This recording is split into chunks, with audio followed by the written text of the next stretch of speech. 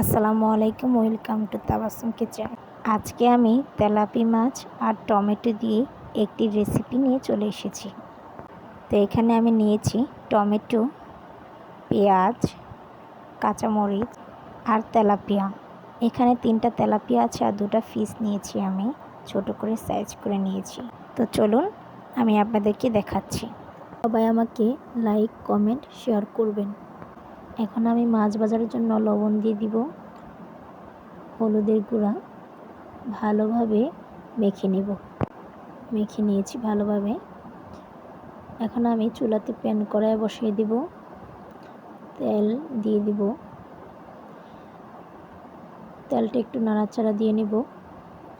এখন আমি মাছটাকে নিয়ে তেলের মধ্যে ছেড়ে দিব। এক এক করে সবগুলো মাছ আমি তেলের মধ্যে ছেড়ে দিব। তো যে যেখান থেকে আমার ভিডিওটা দেখছেন সবাই লাইক, কমেন্ট, শেয়ার, সাবস্ক্রাইব করবেন।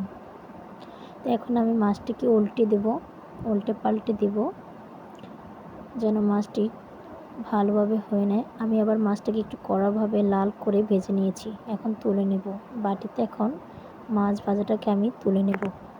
তেলের মধ্যে আমি এখন পেঁয়াজ ছেড়ে দিব, কাঁচামরিচ দিয়ে দিব। এখন আমি নাড়াচাড়া দিয়ে নিব ভালোভাবে। পেঁয়াজটা তেলের মধ্যে একটু নাড়াচাড়া করে নিচ্ছি।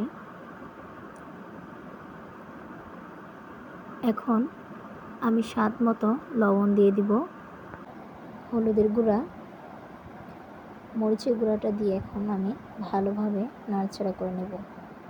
আদা রসুন দিয়ে দিব। আদা রসুন দিয়ে এখন আমি আবার নাড়াচাড়া দিয়ে নেব। যে টমেটোটা আমি কুচি করে রেখেছি সবগুলো টমেটো আমি এখানে দিয়ে দিব। টমেটোগুলো দিয়ে দিয়েছি, সবগুলো টমেটো।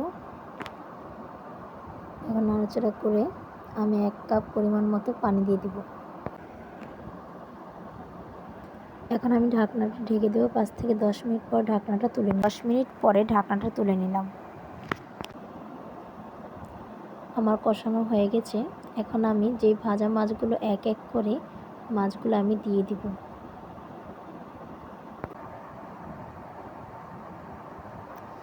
মাছগুলো দেওয়ার পর উল্টে পাল্টে দেব। একটু ফ্লেভারের জন্য আমি কাঁচামরিচ দিয়ে একটু নাড়াচাড়া করে নিলাম।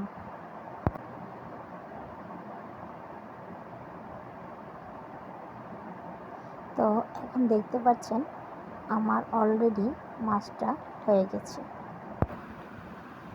তো এখন আমি আপনাদেরকে পরিবেশন করে দেখাবো। বাটিতে মাছের পিসগুলো এক এক করে পরিবেশন করতে। তো আশা করি আপনাদের কাছে আমার ভিডিওটা ভালো লেগেছে। সবাই লাইক, কমেন্ট, শেয়ার, সাবস্ক্রাইব করবেন। আশা করি ভালো থাকবেন, সুস্থ থাকবেন। আল্লাহ হাফেজ।